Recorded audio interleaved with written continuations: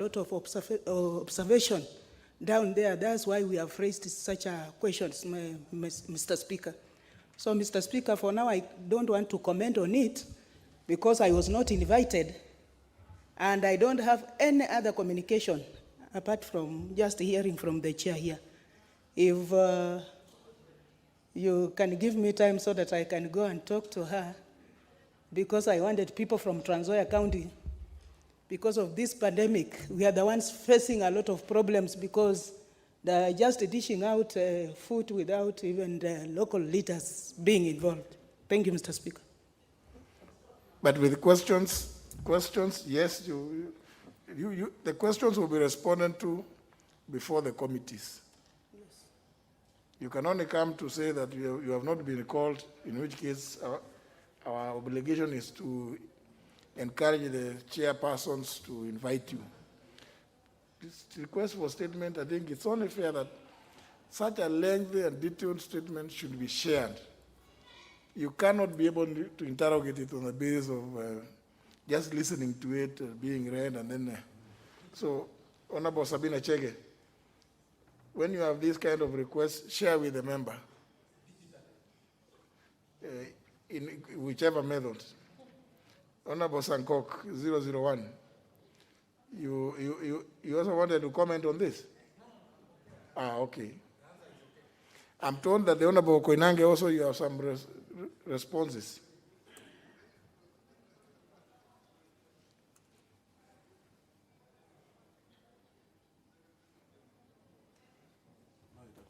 Yeah, thank you, Honorable Speaker. Honorable Speaker, first of all, I want to assure you that with Honorable Oula and Honorable Olemetito, we'll sit together and address the issue of the Coast Guard in the Lake region. And also, Honorable Speaker, I'll speak to the Honorable Member regarding the prison to see the way forward. Honorable Speaker, I have two statements which I wish to make, if you allow me, Honorable Speaker, and they are both very short, Honorable Speaker. Very well, proceed. Yeah, Honorable Speaker, the first statement is a request by Honorable Aden Duale, Member of Parliament for Garissa Township. He has sought for a statement on registration of persons in Garissa and Wajir counties. He particularly sought to be informed on, one, when will the youth be issued with ID cards? Second, timelines for the implementation of presidential directives on registration of persons in the affected areas.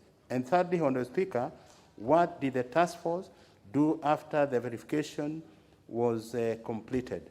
Honorable Speaker, I wish to state that in the 1990s, some residents of Wajir Garissa counties were registered as refugees in Ifo and Dadaab refugee camps.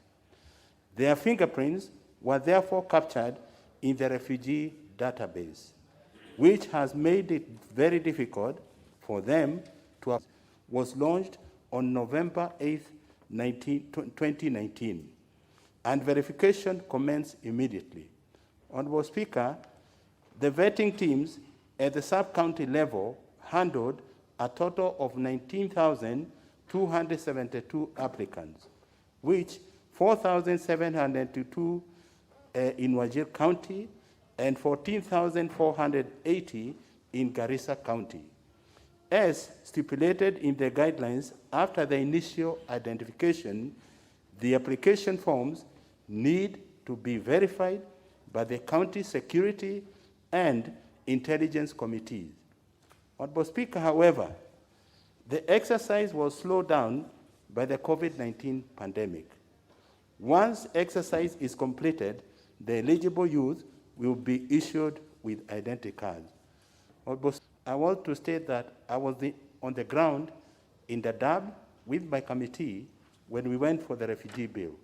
And I did promise the elders, the opinion shapers in that area of Garissa that once everything is in place, these things will be concluded. So again, I want to assure even Aden Duale that this matter will be concluded once this vetting process has been done. Thank you, Honorable Speaker. Honorable Duale.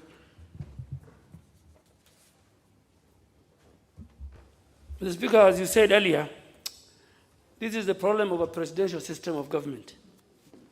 You know now, Honorable Koinange is just a colleague like me. I wish the substantive minister was sitting here, Mr. Speaker, and grill him, because, Mr. Speaker, I totally agree with what the chairman have said. These are 19,272 Kenyans who are stateless in courts, Mr. Speaker, because they cannot access, I said, education, they cannot access employment, they cannot even move from Garissa to Migori or to Nakuru because they are stateless, they have no documents. And Mr. Speaker, verification was done at the point of when the chiefs, the way we do the normal ID card registration is done across the country, because there is the presence of the what they call the DOs, they have somebody from the intelligence, somebody from the DCI office, elders who verify, who coming from that location. So all this was done, and now it looks like the only reason is because of COVID. And this has become a reason that is used everywhere now. Even the chair of CDF, Mr. Speaker, needs to tell this House, is it because of COVID that CDF resources are not being channeled to constituencies? Maybe that's what he'll be told, when he goes to the National Treasury, that there's no CDF money because of COVID. So, Mr. Speaker, I'll wait, but because the Committee on Implementation, now it has left Honorable Koinange, the Committee of Implementation is responsible for scrutinizing the resolution of the House, including adopted committee reports, including statements submitted like this one. So once and I pray, and I'll pray always that this COVID curve comes down, so that never again will the over 19,000 Kenyans who are stateless can get their state as citizens of this country. So, Mr. Speaker, I really want to ask Honorable Koinange, because he has been to the areas particularly and met those parents and those youth, that also to make a definite responsibility as the chair to follow up with the Ministry of Interior and more so the Director General of Registration of Persons, so that these Kenyans can get. But I will follow up also maybe before the end of our session this year, so that we can, the chairman of implementation can follow up whether this thing has been implemented. I thank you, Mr. Speaker. Now, you see, now, Honorable Sankok, that one, he said, I hope you are something on this, not for purpose of something called the Mzalendo. Honorable Speaker, the answer from Honorable Koinange is my good friend, but it's not satisfactory, Honorable Speaker. When he says that these people are registered with a refugee camp, how did Kenya allow them to register in the refugee camp? Because it is only in Kenya where the pregnancy take place and pregnant by a Kenyan, given birth in Kenya, a person given birth in Kenya, assisted by a Kenyan registered, the child is taken to the Kenya postnatal clinic, go through schooling in Kenya, and then after attaining the age of 18, is subjected to verification whether this person is a Kenyan. Surely, from the time of being given birth to the time is being verified. Honorable Speaker, we need to give our Kenyan citizen, just like any other person from any other part of this country, from northern Kenya, proper documentation and on time and timely. But the issue of being registered to become refugees, they should have been denied the opportunity of becoming the refugees because they were known to be Kenyans, because they were given birth in Kenyan hospitals. Thank you, Honorable Speaker. You got it absolutely wrong. Because had you first of all listened to the request by the Honorable Duale, then you would have been in a position to understand.